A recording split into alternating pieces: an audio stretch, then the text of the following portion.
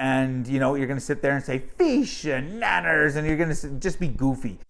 Welcome to Cloudy with a Chance of Meeples, a channel of conversation and board games. Hey, my name is Brent here on Cloudy with a Chance of Meeples. Today on the channel, we are going to be looking at a game that has my least favorite game mechanic of all time in it, and that is Take That. Not a fan of Take That games, but today we're going to look at Trash Pandas, a small little Take That, push your luck set collection game from Gamewright, who does a lot of great games like the Forbidden Island series or the Forbidden series, Sushi Go, Shifting Stones I really like. They do a lot of great family games. Is this one of them? Let's find out. First, cue the thunder. So the radar overview for Trash Panda. A game all about digging in garbage looks like this. In this game, you get a deck of cards, some tokens, a single die, as well as a player aid. And you know what? They could have easily had a few more of these. I know it's double-sided. Why it's double-sided doesn't really make sense. But anyways, you get one. They could have had multiple ones. This is a push your luck game in which on your turn, say I'm the first player, I get 3 cards.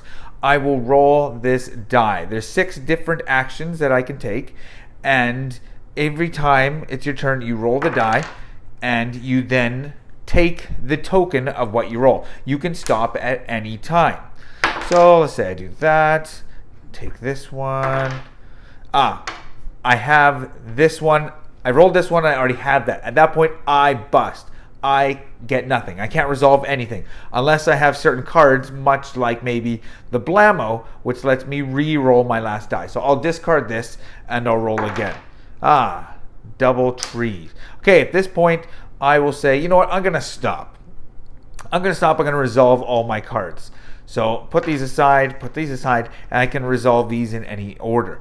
So as noted on the player aid, if you ever roll 2 garbage cans, you get to draw 2 cards. You roll 2 trees, you get to stash cards.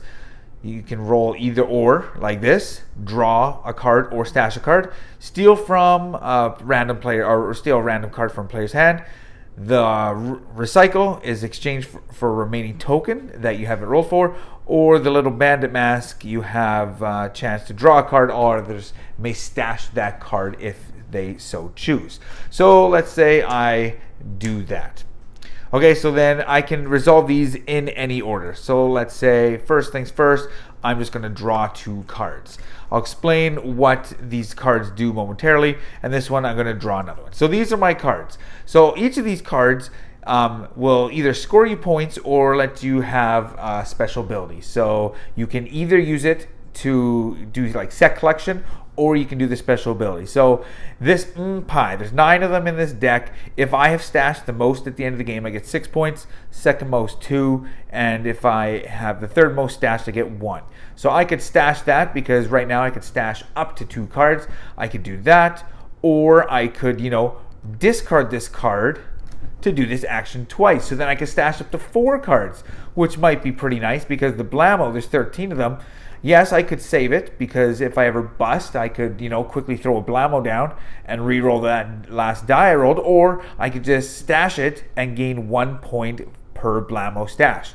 So let's say I'm just going to do this twice. At that point, I put all 4 of my cards down in front of me. I've stashed those, and then it would be the next player's turn. I wouldn't draw back up. I would have to then, on another turn, roll more garbage cans to then allow me to take more cards. There's also cards in this game, or if you roll this one, the little, raccoon stealing, you can then randomly steal from someone's hand, unless maybe at that point they can play a card out of turn, like the Doggo or the Kite card, which then lets them, block that stealing.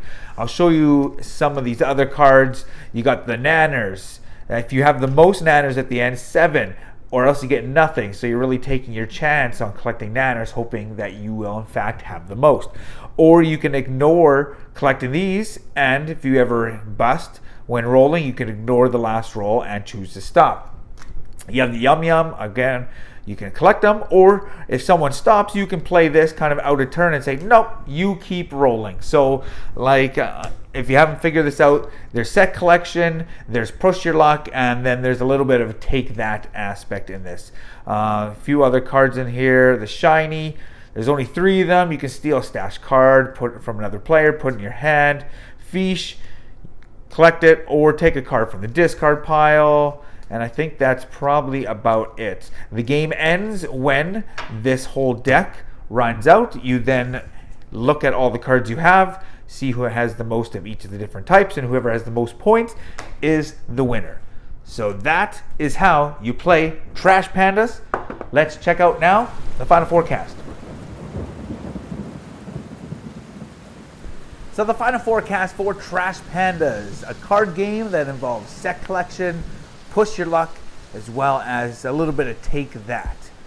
As you saw in the radar overview, it's pretty simple. You're rolling a die on your turn, you're taking those tokens, and you can stop it anytime you want. If you bust, you get one compensation as just a consolation prize, which is you get to draw a card. So you're always going to get to do something on your turn, and it depends on how many things you're going to get to do.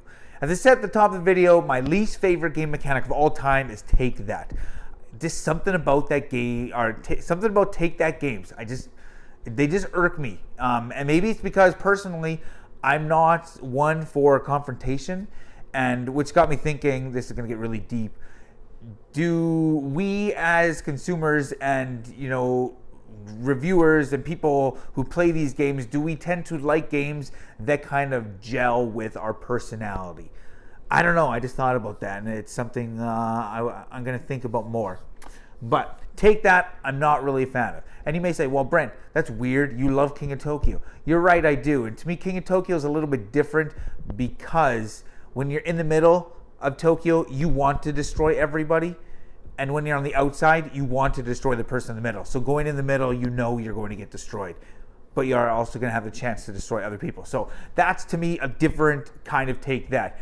This one, it's like, hey, I'm going to steal from you. Oh, you're going to stop. Oh, I'm going to make you keep rolling. Like, those things I typically don't like in games. But I will say, I can handle it in this one. Maybe because it's so short of a game. There's only like 50 cards. And it's so lighthearted. The push your luck aspect is that much higher than the Take That aspect. Because, you're always wanting to roll the die one more time so you can get more and more actions on your turn. But of course, if you bust, you get nothing. So I like that. And I like that, the whole probability teaching that it can do for kids, because my daughter, she just loves to roll the die. And then she started realizing, oh, maybe I should stop a little earlier. So I like that. I like the whole, I'm stashing cards, but I'm hoping that I'm actually going to gain the majority of Nanners, the majority of the fiche, or whatever it is. Because if you have the majority, then you can get the most points. So I like that. It's so fast and so quick. I can handle the Take That with people stealing and blocking people, and I blocked. You're stealing from me. Oh no, I played the Kid A card and I'm actually stealing from you, and this and that. So it's got a little bit of that. If someone's getting bad dice rolls and they're always busting, even on their second roll, it could leave a sour taste in their mouth. I know our son had a couple rounds where he would bust, he's trying to get even 2 things, and he's busting. He didn't have any Blammo or Nanners cards to actually play so that he keep his turn rolling. So it could have a little bit of tears in that regard. But overall, I think it's a fun game. This isn't top-notch small little card games, but I think it's a fun little game. It's got cute artwork. And, you're going to sit there and say, fiche and Nanners, and you're going to just be goofy. And that's what it's trying to invoke, a little bit of goofy fun. So I'm going to give it a 70% chance Meeples for Trash Pandas, because I think it's all right. If you don't Take That, you may not like it. It's got a little bit of push your luck, teaches some fun things to kids. It's got set collection. So, yeah, 70% chance of Meeples for Trash Pandas. My name is Brent. Check us out on Facebook, Cloudy with a Chance Meeples. Till next time, remember, grab your umbrella. The forecast is cloudy with a chance of meeples. Thanks for watching. Don't forget to like and subscribe, and remember to grab your umbrella because the forecast is cloudy with a chance of meeples.